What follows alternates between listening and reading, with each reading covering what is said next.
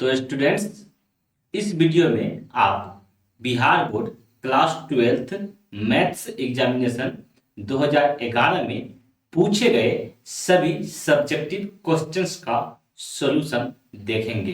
तो चलिए वीडियो को शुरू करते हैं।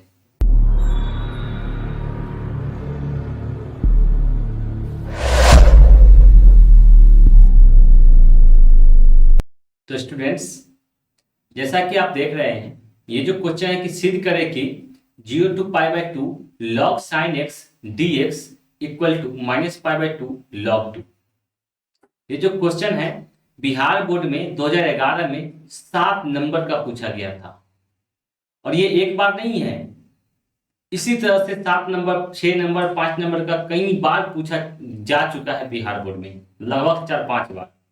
तो बोर्ड के पॉइंट ऑफ व्यू से यह क्वेश्चन बहुत ही इंपॉर्टेंट है।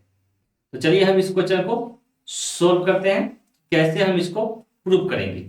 ये हमारा आरएचएस रहेगा कि -π/2 log 2, ये आरएचएस हुआ, और ये एलएचएस में है 0 to π/2 log sin x dx। तो सबसे पहले हम क्वेश्चन को समीकरण 1 मान लेते हैं। अब हम क्या करते हैं, ये जो क्वेश्चन है डायरेक्ट इस प्रॉपर्टी पे लग रहा है कि दिया हुआ है कि integration 0 to a f of x dx equal to integration 0 to a f of a minus x dx।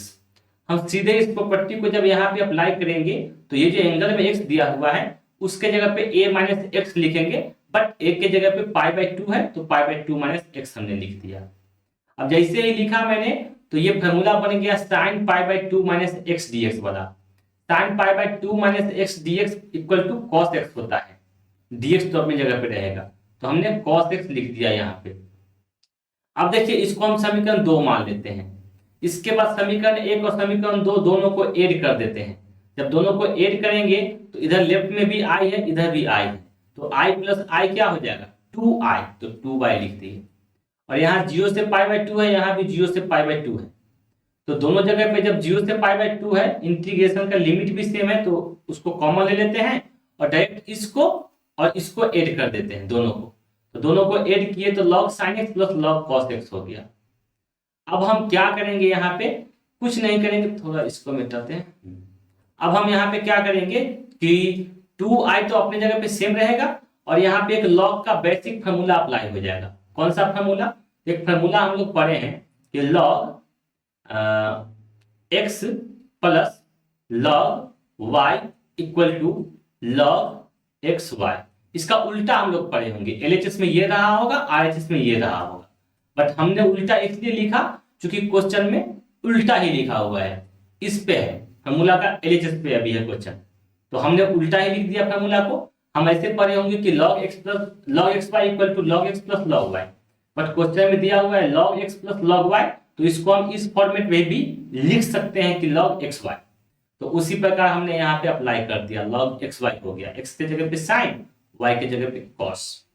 अब हम क्या करेंगे, इसी में अपना मन से 2 से मल्टीप्लाई की sin के पीछे, और नीचे भी 2 से डिवाइड की, तो ऊपर एक फार्मूला पर बन गया 2 sin x into cos x, जो कि फार्मूला होता है sin 2 थीटा का। तो ऊपर में sin 2 थीटा हो गया और नीचे में जो 2 है उसको यहाँ पे ऐसे ही लिख दिए। इसके बाद हमारे पास में रिजल्ट क्या आता है कि 0 से π/2 तो ऐसे ही रहेगा, और ये 2y को अब स्किप कर रहे हैं, वैसा ही पड़ा हुआ है अपने जगह पे, तो 0 से π/2 तो ऐसे ही रहेगा। log sin 2x minus log 2 हमने लिख दिया। अब ये कैसे लिख दिया, तो ये भी एक फार्मूला है log का। चलिए हम आपको बताते हैं, log का एक ये भी फार्मूला ही है कि log m/n बराबर होता है log m minus log n। तो इस फार्मूला को हम यहाँ पे अप्लाई करना चाहेंगे, m के जगह पे sin 2x, n के जगह पे 2। तो जैसे ही हम यहाँ पे क्या करेंगे, इस फार्मूला को अप्लाई करेंगे, तो हमारे पास में कुछ इस प्रकार मिल जाएगा कि log m minus log n। m के जगह पे हमारे पास में हो गया sin 2x और n के जगह पे 2 हो गया। हमने क्या किया, यहाँ पे इस वाले फार्मूला को अप्लाई कर दिया। थोड़ा सा अब इसको मिटाते हैं, थोड़ा सा स्क्रॉल भी करते हैं। अब यहाँ पे देखिए, इसका इंटीग्रेशन करना बहुत आसान हो गया। इंटीग्रेशन को आप अंदर में डालते हैं, तो इंटीग्रेशन को अंदर में डालेंगे तो 0 से pi by 2 log sign 2x तो सेम ही रहेगा, dx भी अपनी जगह पे रहेगा। और ये जो log 2 है, ये log 2 कांस्टेंट हो गया, इसको पीछे लिख लेंगे, इंटीग्रेशन यहां भी डालेंगे, तो इंटीग्रेशन 0 से पाई बाई 2 dx। फिर क्या हो गया, अब गौर से देखिए तो यहाँ पे एक प्रॉपर्टी अप्लाई हो जाएगा। प्रॉपर्टी कौन सा, कि अगर हमारे पास में ऐसा दिया हुआ है क्वेश्चन कि integration a to B F of X dx, तो इसको हम इस तरह से लिख सकते हैं कि integration a to B F of t dt। मतलब वेरिएबल को चेंज कीजिए तो लिमिट वाले को, लिमिट अगर दिया हुआ है इंटीग्रेशन के क्वेश्चन है, मतलब डिफिनिट इंटीग्रेशन का अगर क्वेश्चन है, तो अगर हम वेरिएबल को चेंज करते हैं तो फर्क नहीं पड़ेगा। इसका मतलब यहाँ जो 2x है उसके जगह पे अगर हम t भी लिख देंगे तो फर्क नहीं पड़ेगा, डिफिनिट इंटीग्रेशन के केस में आंसर सेम ही आएगा। तो हम क्या करेंगे, इसको अगर t से रिप्लेस करें, जस्ट लाइक एच कि यहाँ पे x था तो यहाँ पे t हो गया, फर्क नहीं पड़ा, बीच में देखिए इक्वल टू का साइन है। तो इसका मतलब अगर हम यहाँ पे लिख देते हैं कि log sin 2x dx, इस फॉर्मेट में लाना चाहते हैं तो फर्क नहीं पड़ेगा, बट थोड़ा सा हमें समझना पड़ेगा। यहाँ पे 2x है, x नहीं है, तो हमें 2t लिखना पड़ेगा। तो 2x को रिप्लेस करने के लिए क्या करेंगे, हम 2x को रिप्लेस करने के लिए हम कुछ मान लेंगे, प्रॉपर्टी को हम मिटाते हैं क्योंकि प्रॉपर्टी बहुत आसान है। अब 2x को रिप्लेस करने के लिए हम 2x को अगर t मानते हैं, इसको डेरिवेटिव करेंगे तो क्या होगा, 2 बार फिर dx बाई dt, इधर आ गया dt, कुल मिला के dx equal to dt by 2 हो जाएगा। तो उस 2 को यहाँ पे पीछे लिख देंगे, यहाँ पे dt बाई 2 होगा, 2 को इधर पीछे लिखेंगे, तो इंटीग्रेशन 0 से pi by 2 log sin t dt by 2 आएगा, तो 2 को पीछे लिख लेंगे तो यहाँ पे i हो जाएगा। तो कुल मिला के हम उसी प्रकार से यहाँ पे क्या कर दिए हैं, पीछे तो 2i था, इसको i1 मान दिए हैं। क्यों, क्योंकि ये i1 ही कहलाएगा, इसको फर्स्ट माने थे, इसको सेकेंड माने थे, चलिए इसको हम i1 ही मान लिए हैं। अब इसको हम बाद में इंटीग्रेट करके इधर लिख के दिखाते हैं आपको, जैसे कि हमें i1 का इंटीग्रेशन करना है, तो i1 का इंटीग्रेशन करेंगे तो क्या होगा, 2x को t मानेंगे, 2x को t माने तो 2x d का तो dt आ गया, जो हम लिखे तो वही चीज। अब लिमिट भी चेंज होगा, तो जब x बराबर 0 डालेंगे तो t बराबर 0 आ जाएगा, x बराबर पाई बाई 2 डालेंगे तो t बराबर क्या आ जाएगा, पाई आ जाएगा। तो 0 से पाई log sin t dt by 2 आ गया, उसी को हमने यहाँ पे अप्लाई किया। अब पाई 1/2 तो पीछे आएगा, फिर इंटीग्रेशन 0 से पाई वैसे ही रहेगा, फिर log sin t dt ऐसे ही रहेगा।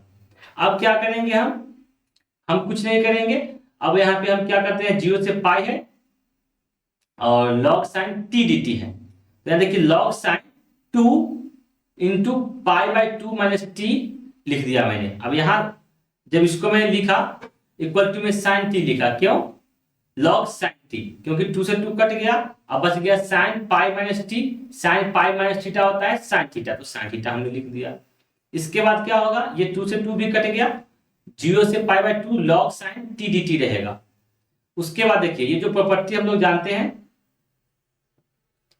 कि f of 2a minus X equal to, अगर f ऑफ x हो, f of 2a minus X equal to अगर f ऑफ x हो तो integration 0 to 2a f of x dx equal to 2 outside आता है, फिर 0 to a f of x dx हो जाता है, फिर इसको लिखेंगे हम। तो इस प्रॉपर्टी को हम क्या करेंगे, अप्लाई करना चाहेंगे यहाँ पे, तो जैसे ही अप्लाई करेंगे इस प्रॉपर्टी को तो क्या मिलेगा हमें, i1 बराबर इंटीग्रेशन, देखिए यहाँ पे 2a था तो यहाँ ये हो गया, उसका आधा हो गया, तो यहाँ पाई है तो पाई बाई 2 हो गया।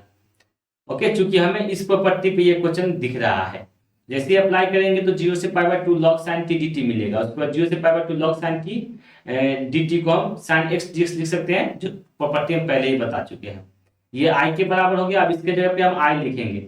अब देखिए हम इसको सिंप्लीफाई करते जा रहे थे, फर्स्ट प्लस सेकेंड मतलब 2i बराबर, इसको सिंप्लीफाई करते गए तो लेफ्ट में 2i छूटा हुआ है, तो हम यहाँ पे क्या किए, 2i बराबर लिख दिए i किसके जगह पे लिख दिए, i लिख दिए हम इसके जगह पे, इसके जगह पे i लिख दिए। अब इसको ऐसे ही लिख देंगे, तो i फिर माइनस पाई बाई 2 log 2, अब इसको इस पर लाएंगे तो 2i में से i घटेगा तो i बचेगा, तो i बराबर माइनस पाई बाई 2 log 2 बचेगा, और यही हमको दिखाना था। ये क्वेश्चन बहुत ही इंपॉर्टेंट है, खास करके बोर्ड के एग्जाम के पॉइंट ऑफ व्यू से।